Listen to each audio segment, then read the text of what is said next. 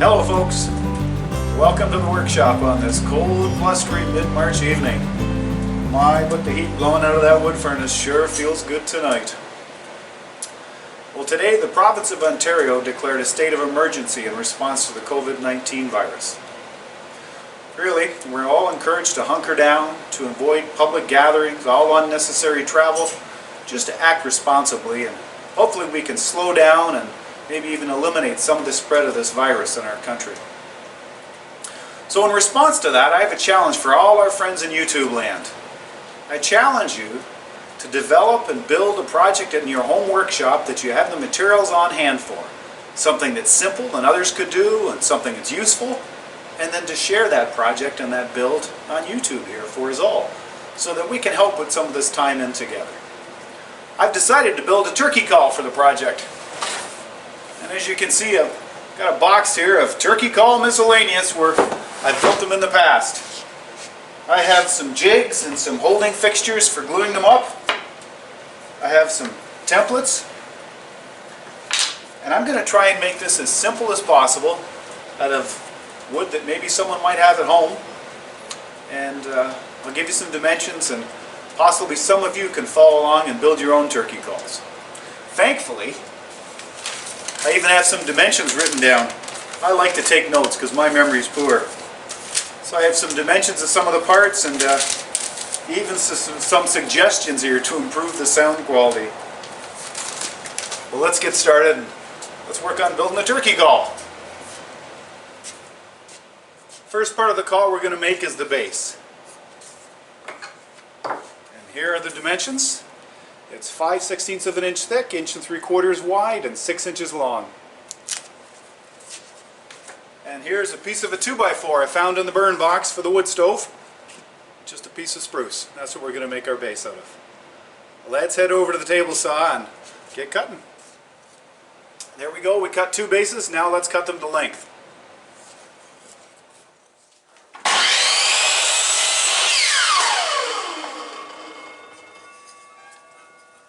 There we go, 2 bases cut to length.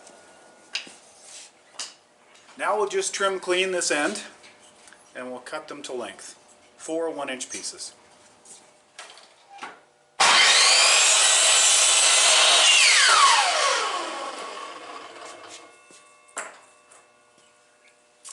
There we go, 4 end blocks cut to length.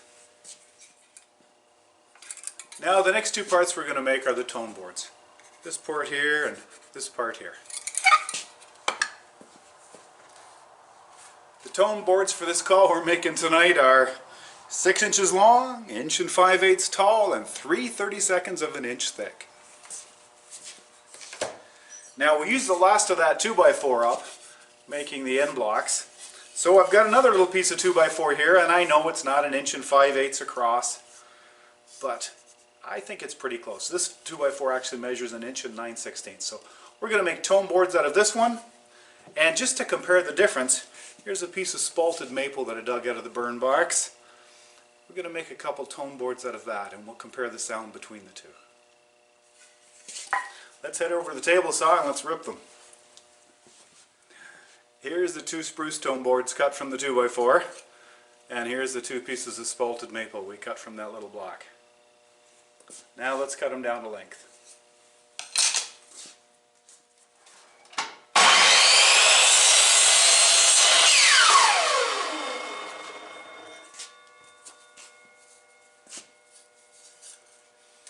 And there we go, 2 sets of tone boards.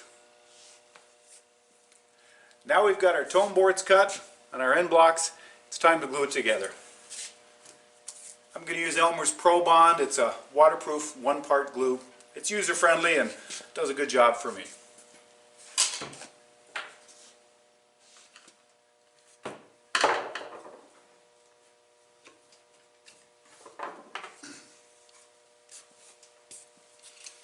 There we go.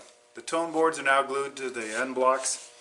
All we've got to do is wait for that glue to dry. So I think I'm going to call it a night and head inside. We'll leave this by the wood stove so it doesn't freeze and it cures overnight. We'll come back out in the morning and start gluing the bases on.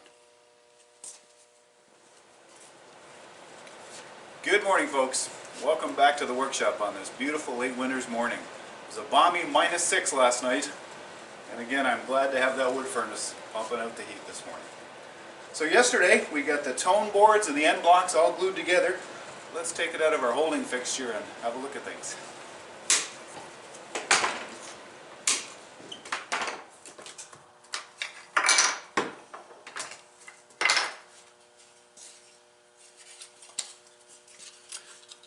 Here are two pieces. This is with the soundboards glued onto the end blocks.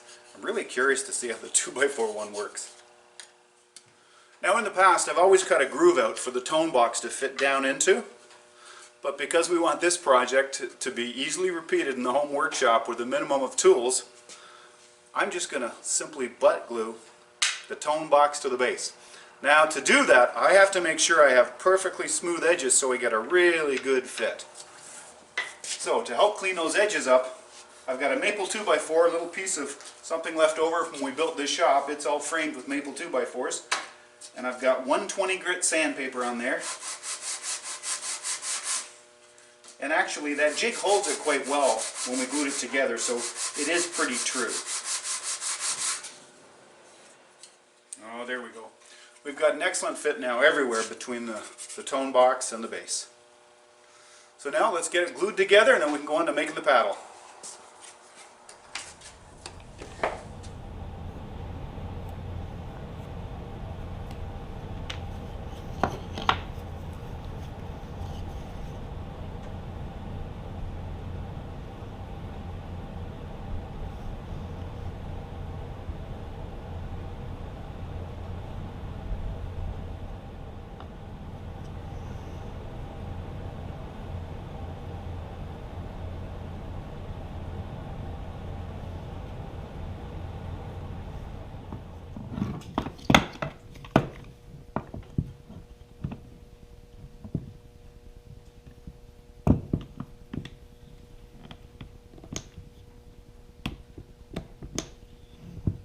Nice little bit of squeeze out. So now we've got our two sound boxes glued to the bases. I'm going to put them off to the side to let the glue cure and start working on the paddles.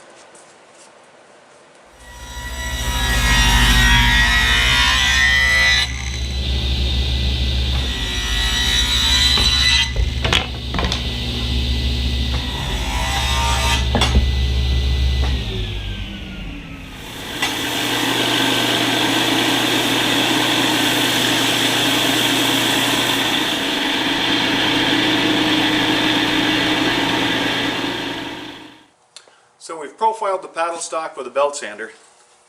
As you can see, we've got a really nice radius on there now. Light sanding as well.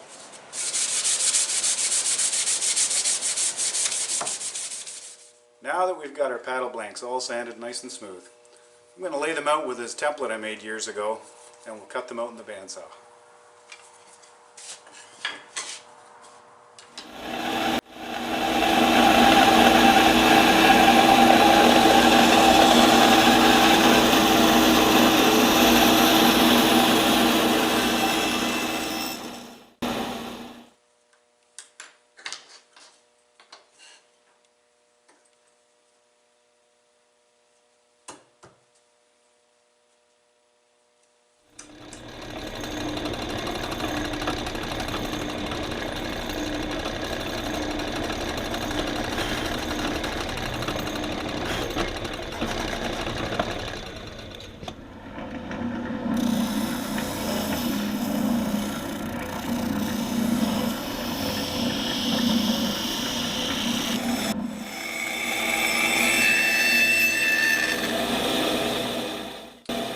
We've trued up the ends of the sound boxes, cleaned them up on the bandsaw. They're nice and square.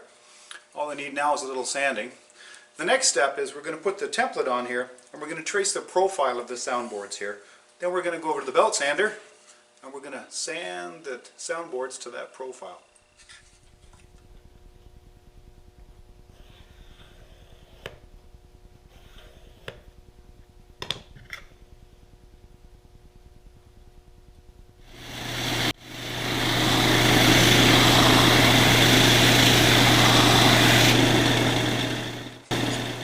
Well, the profiles are cut and all sanded.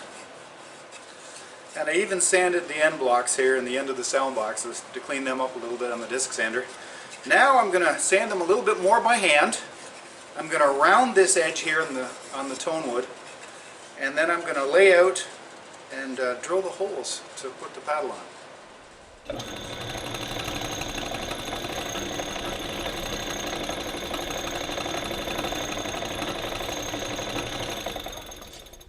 Really all I need to do now is blow them off and give them their initial coat of varnish. So I'm going to take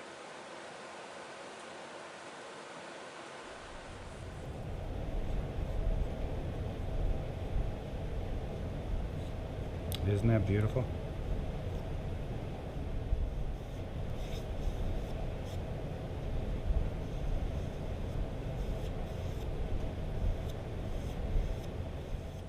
So the clear coat that we applied last night is cured and hardened, and the calls of yesterday felt so soft and smooth. Why they feel as prickly as petting a porcupine today. What's happened is when we've sanded them with sandpaper, we've abraded off a lot of the wood fibers that were loose and standing up, but some of them just got folded over. As we applied a clear coat, the wood fibers absorb that clear coat, they stand up a little bit, and of course when the clear coat cures and it's nice and hard, we have that very rough surface. So now I'm going to take a 3M pad, and I might even use sandpaper in a couple places, and I'm just going to rub off those fibers that are sticking up, and we'll get back to a nice smooth edge. Well, I sanded everything with 220 grit paper, then rubbed it down with a 3M pad, blew all the dust off, and once again it feels nice and soft, nice and smooth. So now I'm going to give it another coat of this spar varnish, and hopefully after that dries, that's enough clear coat, and then we can start putting some slate on. Well, this is how much chalkboard paint I got. By the way, if you need to buy some chalkboard paint, if you're in Canada, I'd go to a Michaels store. If you're in the States, go to a Hobby Lobby or something like that and just buy chalkboard paint. Not chalk paint, not black chalk paint, but chalkboard paint. Okay, now, in my experience, this dries really, really fast. So I'm going to do these two lips on each of the sound boxes first, because I'll bet by the time I get the paddles done, I could put another layer on there. And I've got the wood furnace going.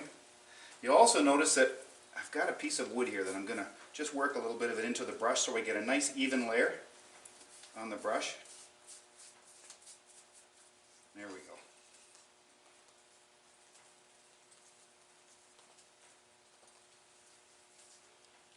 That's one.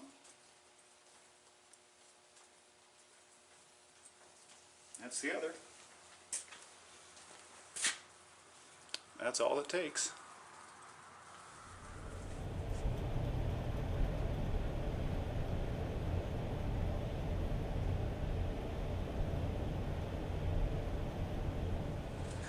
I gotta tell you, I'm getting pretty excited about trying out this 2x4 turkey call.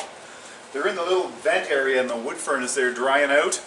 I think I'm going to take them down, peel the tape off, and let's start putting them together. I can't wait to hear what they sound like.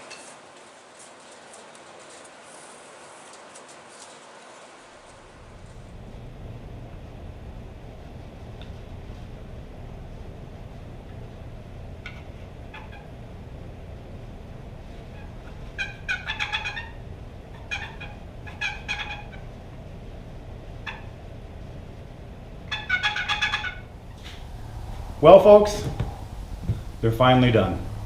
This is my first project in the Corvid-19 Self-Isolation Home Workshop Challenge. Built entirely, of course, with things that I had in the workshop. This turkey call is made out of all spruce, a little bit of a 2x4, and a little bit of an old 2x8 I had. Let's listen to it and see what it sounds like.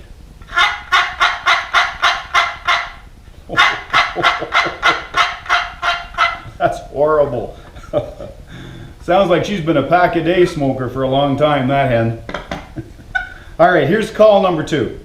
Call number 2 has the same spruce base, spruce end blocks, but the tone boards are some spalted maple cut from here on the farm, and the paddle is a piece of black cherry also cut from here on the farm.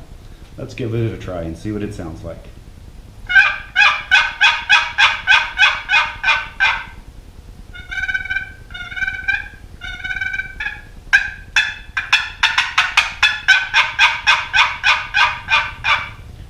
I am really pleased with that. This is wonderful.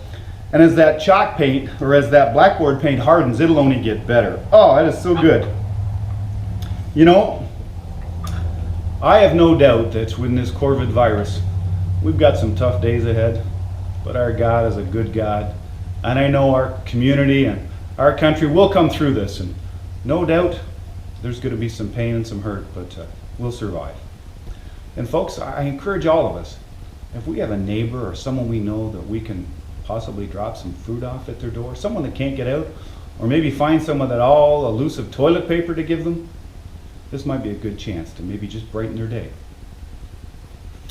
I hope you've enjoyed this project, and I really encourage you to develop a project of your own.